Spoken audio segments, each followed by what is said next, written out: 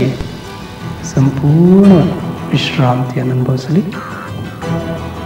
ನಿಮ್ಮ ತರ್ಕ ವಿಮರ್ಶೆ ವಿಶ್ಲೇಷಣೆಗಳು ಸಂಪೂರ್ಣ ವಿಶ್ರಾಂತಿಗೊಂಡು ಹೊರ ಮನಸ್ಸು ನಿದ್ರೆಗೆ ಜಾರಿ ಒಳ ಮನಸ್ಸು ಜಾಗೃತವಾಗಲಿ.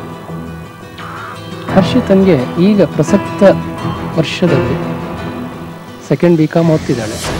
ಈ ಸೆಕೆಂಡ್ BCom ಓದ್ತಿರ್ತಕ್ಕಂಥ ಹರ್ಷಿತನ್ಗೆ ಕೋಪ ಇದೆ, ಒಂಟಿಯಾಗಿರಬೇಕು ಅಂತ ಅನಿಸ್ತಾ ಇದೆ, ಮುಕ್ತವಾಗಿರೋಕ್ಕಾಗ್ತಾ ಇಲ್ಲ, ಸಿಟ್ಟು ಬರುತ್ತೆ, ಬೇಸರ ಅನಿಸುತ್ತೆ, ಓದಲ್ಲಿ ಆಸಕ್ತಿನೇ ಮೂಡ್ತಾ ಇಲ್ಲ.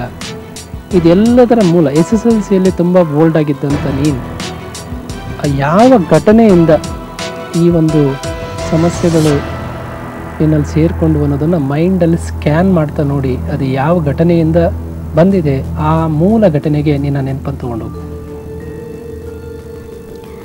ನೋಡು. ಮಾನಸ ನೋಡು, ಅವಳು ಎಷ್ಟು ಚೆನ್ನಾಗಿ ಓದ್ತಾಳೆ, ನೀನು ಇದೆಯಾ ಅಂತ ಬೈತಾ ಇದ್ರು. ಮಾನಸ ಅನ್ನೋಳು ಚೆನ್ನಾಗಿ ಓದ್ತಾಳೆ, ನೀನು ಚೆನ್ನಾಗಿ ಓದೋದಿಲ್ಲ ಅಂತ ಬೈತಿದ್ರು. ಬೇರೆ ಹುಡುಗಿಯರಿಗೆಲ್ಲ ಕಂಪೇರ್ ಮಾಡಿ ಬೈತಾ ಇದ್ರು ನಿನ್ನನ್ನು. ಮನೆಯಲ್ಲಿ ಚೋಟು ಕಂಪೇರ್ ಮಾಡ್ತಾ ಇದ್ರು. ಮನೆಯಲ್ಲಿ ನಿನ್ನ ತಂಗಿಗೆ ನೀನು ಕಂಪೇರ್ ಮಾಡ್ತಿದ್ರು. ಇದು ಪ್ರಾರಂಭ ಆಗಿದೆ SSLCಯಲ್ಲಿ? ಇಲ್ಲ, ಇನ್ನ ಮುಂಚೆಯಿಂದ ಇತ್ತು. ಆದರೆ 10th ನೀನು ಪಾಸ್ ಆಗಬೇಕು, ಎಲ್ಲರದ್ರಿಗೆ ಅವಮಾನ ಆಗತ್ತೆ ನಿಂಗೆ ಅಂತೆಲ್ಲ ಹೇಳ್ತಾ ಇದ್ರು.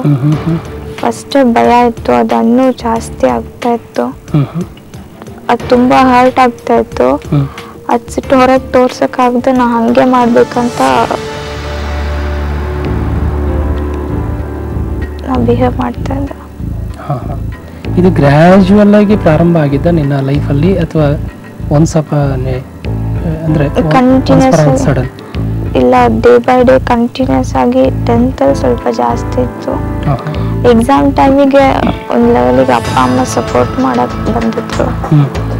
ಅವಾಗ ಅದೊಂದು ಸ್ವಲ್ಪ ಬ್ಯಾಲೆನ್ಸ್ ಆಗಿತ್ತು. ಅದಾದ್ಮೇಲೆ ಅಕ್ಕಂದು ಕಸಿನ್ ಸಿಸ್ಟರ್ ಮದುವೆ ಆಯಿತು. ನಾನಾಗ ಫಸ್ಟ್ PU ಅಲ್ಲಿ ಇದ್ದೆ. ಅವಳದ್ದು ಲವ್ ಮ್ಯಾರೇಜ್ ಆಗಿತ್ತು. ಮತ್ತು ನಂದು ಕಸಿನ್ಸ್ 3 ಜನರು ಲವ್ ಮ್ಯಾರೇಜ್ ಆಗಿತ್ತು. ಅಜ್ಜಿ ತುಂಬ ಹೇಳ್ತಾ ಇದ್ರು, ಇವಳು ಕೂಡ ಲವ್ ಮ್ಯಾರೇಜ್ ಆಗಿಬಿಡ್ತಾಳೆ.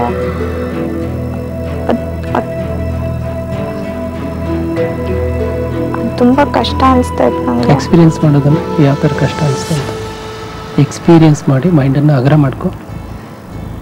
ಅಜ್ಜಿ ಹೇಳಿದ ಮಾತುಗಳು, ಮನೆಯವರು ಹೇಳಿದ ಮಾತುಗಳು ಮನಸ್ಸಿನ ಮೇಲೆ ಯಾವ ರೀತಿ ಪರಿಣಾಮ ಆಗ್ತಾ ಇತ್ತು, ಯಾವ ರೀತಿ ಭಾವನಾತ್ಮಕವಾಗಿ ನೀನು ಹರ್ಟ್ ಆಗ್ತಾ ಇದೆ ಅಂತ.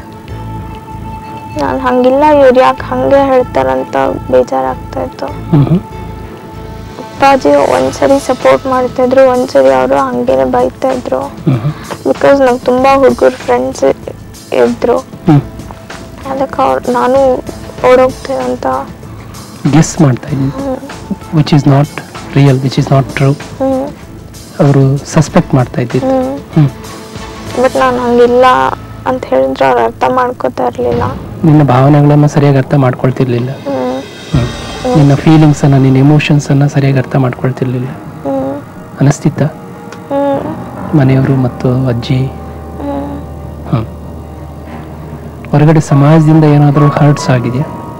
ನಾನು ಹುಡುಗರ ಹತ್ರ ಮಾತಾಡ್ತೀನಿ ಅಂತೆಲ್ಲ ಮನೆಗೆ ಬಂದು ಕಂಪ್ಲೇಂಟ್ ಹೇಳಿದ್ದಾರೆ. ಅವಾಗೆಲ್ಲ ಚೆನ್ನಾಗಿ ಬೈತಿದ್ರು, ಬುದ್ಧಿ ಹೇಳಿದ್ರು. ಅದೆಲ್ಲಾನು ಹರ್ಟ್ ಆಗಿತ್ತು. ನಂಗೆ ಕರೆಕ್ಟಾಗಿ ಅವ್ರು ಯಾರು ಸರಿ ಹೇಳಿರ್ಲಿಲ್ಲ. ಒಂದ್ಸರಿ ಹೇಳ್ತಾರೆ, ಒಂದ್ಸರಿ ಚೆನ್ನಾಗಿ ಬೈತಾ ಇದ್ರು. ತುಂಬ ಹರ್ಟ್ ಆಗ್ತಾ ಇತ್ತು. ತುಂಬ ಹರ್ಟ್ ಆಗ್ತಾ ಇತ್ತಾ? ಅವಾಗ ಒಬ್ಬಳು ಏನು ಮಾಡ್ತಿದ್ದೆ ಈ ಹರ್ಟ್ ಆದಾಗ? ಒಬ್ಬಳೆ ರೂಮಲ್ಲಿ ಕೂತ್ಕೊಂಡು ಅಳ್ತಾ ಇದ್ದೆ. ಹೇಗೆ ಅದನ್ನು ಎಕ್ಸ್ಪೀರಿಯನ್ಸ್ ಮಾಡು ಒಂದ್ಸಾರಿ. ಆ ಹರ್ಟನ್ನೆಲ್ಲ ಇನ್ನೊಂದು ಸಾರಿ ಎಕ್ಸ್ಪೀರಿಯನ್ಸ್ ಮಾಡಿ ಹೊರಗೆ ಹಾಕ್ಬಿಡು. Let that load go away from your mind. Load of emotions, hurts,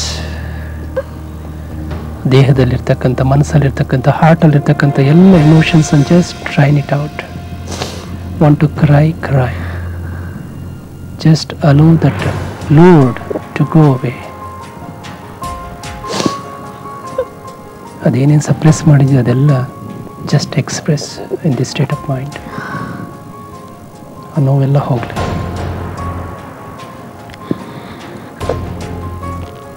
ಪೂರ್ತಿ ಹಗರಾಗಲಿ, ಪೂರ್ತಿ ಖಾಲಿ ಆಗಲಿ ಈ ಭಾವನೆಗಳ ಲೋಡ್.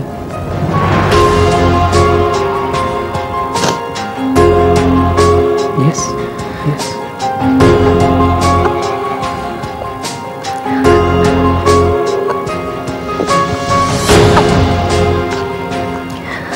Do not suppress.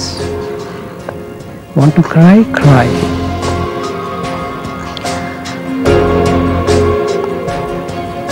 ಯಾವುದೂ ಮನಸ್ಸಲ್ಲಿ ಇಟ್ಕೊಂಡು ಬೇಡ, ಎಲ್ಲ ಹೊರ ಹೋಗಲಿ, ಸಪ್ರೆಷನ್ಸ್ ಎಲ್ಲ ಹೊರಬರಲಿ. ಅಮ್ಮ ಸರಿಯಾಗಿ ರೆಸ್ಪಾಂಡ್ ಮಾಡ್ತಾ ಇರಲಿಲ್ಲ, ನಾನೇನೇ ಹೇಳಿದ್ರು. ಅದಕ್ಕೆ ಅಮ್ಮನ ಹತ್ರ ಫುಲ್ ಮಾತಾಡೋದು ಬಿಡ್ತಾ ಇದ್ದೆ. ಏನು ಅಂದರೆ ಏನಂತನ ಮಾಡುತ್ತೆ. ಅಪ್ಪಾಜಿ ತುಂಬ ಬೈತಾ ಇದ್ರು, ಅದು ಸರಿ ಇಲ್ಲ, ಇದು ಸರಿ ಇಲ್ಲ ಎಲ್ಲ ಬೈತಾ ಇದ್ರು. ಅವ್ರು ಏನು ಸರಿ ಇಲ್ಲ ಅಂತ ಹೇಳ್ತಾರೆ ಅದನ್ನ ಅಗತ್ಯವಾಗಿ ಮಾಡ್ತಿದ್ದೆ. ಮನೆಯಲ್ಲಿ ನಂಗೆ ಕರೆಕ್ಟಾಗಿ ಯಾರು ಅರ್ಥ ಮಾಡ್ಕೊಂಡಿಲ್ಲ ಅನಿಸ್ತಾ ಇತ್ತು ನನಗೆ. ಅದಕ್ಕೆ ನಾನು ಬಿಹೇವ್ ಮಾಡ್ತಾ ಇದ್ದೆ. ಹಾಗೇ ಒಂದ್ಸಾರಿ ಇನ್ನೂ ಹಿಂದೆ ಹೋಗಿ ಸ್ಕ್ಯಾನ್ ಮಾಡು, ಬಾಲ್ಯದ ಲೈಫ್ ಹೇಗಿತ್ತಂತ ಬಾಲ್ಯಕ್ಕೆ ಹೋಗಿ ನೋಡು. See it lively like a movie. ಅಜ್ಜಿ ತಾತ ಇದ್ರು. ತಾತ ಅಜ್ಜಿ ತುಂಬಾ ಸಪೋರ್ಟ್ ಮಾಡ್ತಾ ಇದ್ರು. ರೈಟ್. ನಾನು ತಪ್ಪು ಮಾಡಿದಾಗ ಅಪ್ಪಾಜಿಗೆ ಹೊಡಿಯಕ್ಕೆ ಬಿಡ್ತಾ ಇರಲಿಲ್ಲ. ನಂಗೆ ಹೊಡೆದ್ರೆ ಅಜ್ಜಿ ಬೈತಾ ಇದ್ರು, ಅವಳಿಗೆ ಸಾಯಿಸ್ಬಿಡ್ತ್ಯಾ, ಯಾಕೆ ಹಂಗೆ ಹೊಡಿತ್ಯಾ. ಅಲ್ಲ, ಅದು ಹೊಡಿಯೋದಕ್ಕೆ ಬರೋದಕ್ಕೆ ಕಾರಣ ಏನು? ನೀನು ತುಂಬಾ ನಾಟಿಯಾಗಿ ಬಿಹೇವ್ ಮಾಡ್ತಿದ್ಯಾ? ತುಂಬಾ ಗಲಾಟೆ ಮಾಡ್ತಾ ಇದ್ದೆ, ಚೋಟು ಜೊತೆ ತುಂಬಾ ಆಟ ಆಡ್ತಾ ಇದ್ದೆ, ತುಂಬಾ ಗಲಾಟೆ ಮಾಡ್ತಾ ಇದ್ದೆ. ಆಮೇಲೆ ಅಜ್ಜಿನೇ ಉಲ್ಟಾ ಆಗ್ಬಿಟ್ರು.